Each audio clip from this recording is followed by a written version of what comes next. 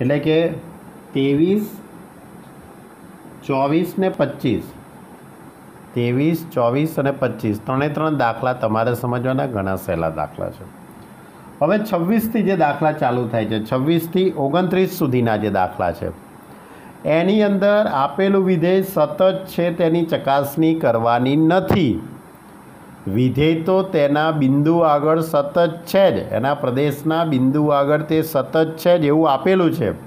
તમારે રકમની અંદર રહેલો જે અજ્ઞાત છે એ તમારે શોધવાનો છે. રકમમાં રહેલો જે અજ્ઞાત એટલે કે હોઈ શકે, એ હોઈ શકે, ગમે તે હોય, એ તમારે શોધવાનો છે. સાતત્યની ચર્ચા કરવાની નથી, સતત તો છે જ એમ. ઓકે, તો જુઓ 26મો દાખલો, fx is equal to k into cos x upon pi minus 2x, x not equal to pi by 2 અને 3x is equal to pi by 2. આ વિધેય x બરાબર પાઈ બાય 2 આગળ સતત છે. વિધેય f એ x બરાબર પાઈ બાય 2 આગળ સતત છે જ. તમારે લખી જ દેવાનું કયું બિંદુ લેવાનું જે રકમમાં આપેલું હોય તે. સતત છે એટલે limit x tends to pi by 2 fx is equal to f pi by 2 લખી શકાય. Limit x tends to pi by 2 fx તરીકે કયું વિધેય પસંદ કરીશું? નોટ ઇક્વલ ટુ વાળું. ધ્યાન રાખજો, લિમિટમાં તો તમારે નોટ ઇક્વલ ટુ વાળું જ વિધેય લખવાનું. ઓકે, હવે f પાઈ બાય 2ની કિંમત કેટલી છે? 3. હવે કોસ એનું સાઇનમાં રૂપાંતર કરીએ તો sine pi by 2 minus x, અને છેદમાંથી 2 કોમન કાઢી લઉં. આમાંથી 2 કોમન કાઢીએ તો પાઈ બાય 2 માઇનસ એક્સ. આવું કેમ કર્યું? કારણ કે તમારી જોડે સૂત્ર છે sign theta upon theta is equal two 1 થાય માટે તમે કોસનું સાઇનમાં રૂપાંતર કરી દીધું, અને એને જે થીટા હતો એ જ થીટા એ છેદમાં આવી ગયો. ઓકે, હવે k અપોન 2 છે એને લિમિટની બહાર મૂકી દઈએ. Limit x tends to pi by 2 sine theta upon theta is equal to 3, એટલે આટલાની કિંમત 1 થઈ જાય, એટલે k is equal to 6. Okay, ચલો એવો જ છે 27મો દાખલો, fx is equal to kx², k less than or equal to 2 અને x ગ્રેટર ધેન 2. એમાં પણ એ જ રીતે વાત કરીશું. વિધેય f એ x બરાબર 2 આગળ સતત છે. વિધેય f એ x બરાબર 2 આગળ સતત છે માટે limit x tends to pi by 2, limit x tends to 2 plus અને 2 માઇનસ. કેમ અહીંયા ડાબી ને જમણી બાજુનું લક્ષ લેવું પડ્યું? કારણ કે લેસ ધેન ગ્રેટર ધેનનો દાખલો છે. જ્યારે ઉપરનો દાખલો કયો હતો? Not equal to 0, not equal to અને ઇક્વલ ટુનો દાખલો હતો, એટલે સીધી લિમિટ લીધી. જ્યારે આમાં લેસ ધેન ગ્રેટર ધેનનો દાખલો છે એટલે ડાબી અને જમણી બાજુના લક્ષની શું કરવી પડે? સરખામણી. તો ડાબી અને જમણી બાજુના લક્ષની સરખામણી કરી દીધી. ઓકે, તો limit x tends to 2 plus એટલે xની કિંમત 2 કરતાં મોટી એટલે 3 લેવાના.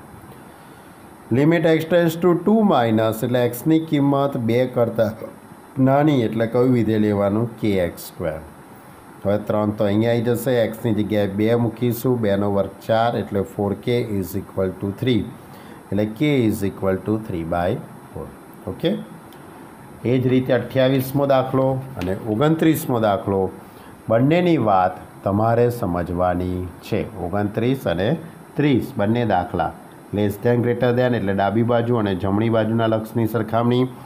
આમાં પણ લેસ ધેન ગ્રેટર ધેનનો દાખલો એટલે જમણી બાજુ અને ડાબી બાજુના લક્ષની સરખામણી કરીને કે શોધવાનો છે. ઓકે, જો હવે 30મો દાખલો, a અને bના એવા મૂલ્યો શોધો કે જેથી a અને bના એવા મૂલ્યો શોધો કે જેથી fx is equal to 5, x less than or equal to 2, ax plus b 2 less than x less than 10 અને 21 x greater than or equal to 10. તો દ્વારા વ્યાખ્યાયિત વિધેય સતત હોય એટલે આ વિધેય એ a અને bના મૂલ્યો માટે સતત છે. બરાબર, તો a અને bના એવા કયા મૂલ્યો માટે સતત હશે તમારે શોધવાનું છે.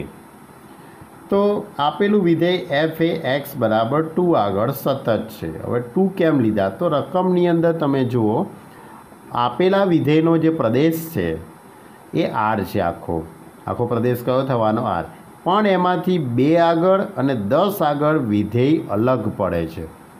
વિધેય ક્યાંથી અલગ કરે છે, કયા બિંદુથી વિધેય બદલાઈ જાય છે, તો એક 2 આગળથી અને એક 10 આગળથી.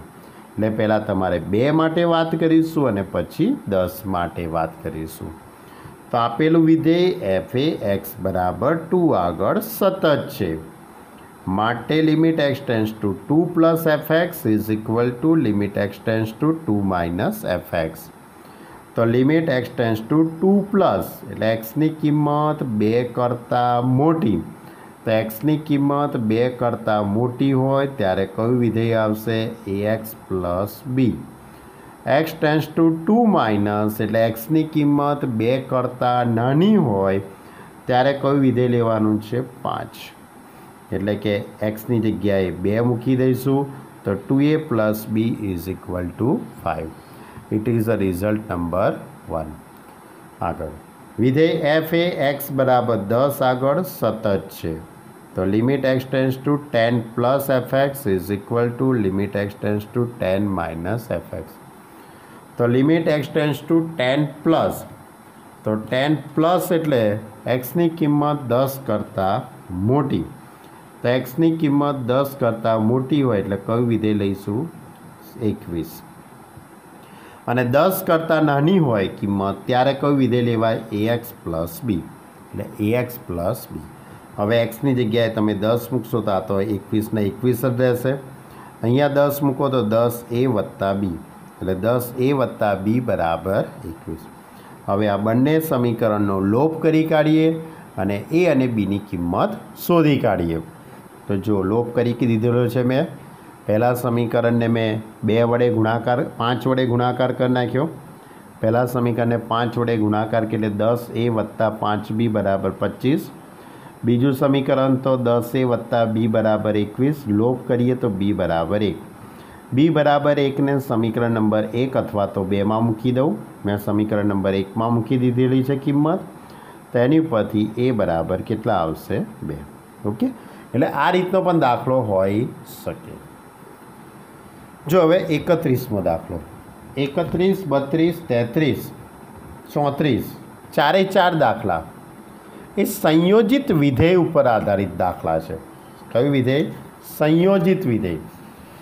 તો એફ અને જી જો સતત વિધેય હોય, આપણે એક થિયરીના કોન્સેપ્ટની અંદર આગળ લખેલું છે કે માની લો કે એફ સતત વિધેય છે, જી પણ સતત વિધેય છે, તો એફઓ જી અથવા તો જીઓ એફ શોધવામાં આવે તો પણ તે સતત વિધેય જ થાય.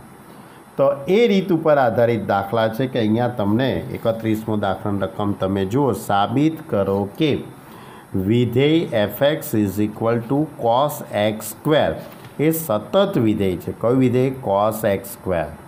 આ વિધેયને મારે સતત વિધેય છે એવું સાબિત કરવું છે. તો આ વિધેય કોસ એક્સ સ્ક્વેર એ કયા 2 વિધેયોનું સંયોજન થશે, તો હું ધારી લઉં છું.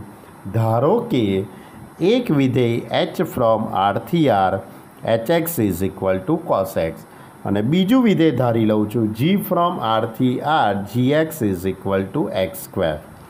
આ 2 વિધેયોનું સંયોજન કરી કાઢું, એચઓ જી ફ્રોમ આરથી આર. ધ્યાન રાખજો, ઓ એટલે સંયોજન બતાવે છે.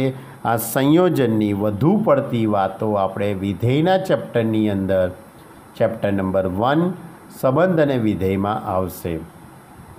તો એચઓ જી એક્સ એટલે આ વચ્ચેથી ઓ નીકળી જાય એટલે કૌંસ આવે. આ રીતે ઓ નીકળી જાય ને એટલે આ રીતે કૌંસ આવશે. સંયોજન છૂટું પડ્યું એમ કહેવાય. એટલે G X H G X. G X બરાબર કેટલા છે, એક્સ સ્ક્વેર. જી એક્સ બરાબર કેટલા છે, એક્સ સ્ક્વેર. એટલે જી એક્સની જગ્યાએ એક્સ સ્ક્વેર. હવે એચની જોડે કૌંસમાં એક્સ સ્ક્વેર આવ્યો કહેવાય. એટલે હવે તમારે એક્સ સ્ક્વેરને ક્યાં મૂકવાના, તો એચના વિધેયમાં એક્સની જગ્યાએ. તો એચનું વિધેય કયું છે, કોસ એક્સ, એમાં એક્સની જગ્યાએ એક્સ સ્ક્વેર મૂકવાના એટલે કોસ એક્સ સ્ક્વેર થઈ ગયું કહેવાય. ઓકે, તો આ સંયોજન થયું કહેવાય. હવે આપણને ખ્યાલ છે કે કોસ વિધેય સતત વિધેય છે, એક્સ સ્ક્વેર એ પણ સતત વિધેય છે. એટલે એચ વિધેય અને જી વિધેય, એચ અને જી એ આર પર સતત છે, તેથી તેમનું સંયોજન HOGX is equal to FX is equal to cos x square એ પણ R પર સતત થાય. ઓકે, એટલે આ સંયોજિત વિધેયના દાખલા છે. આ 4 દાખલા. આ 31મો દાખલો છે, એવો જ 32, 33મો દાખલો અને 34, ચારે 4 દાખલા એ જ રીતના છે.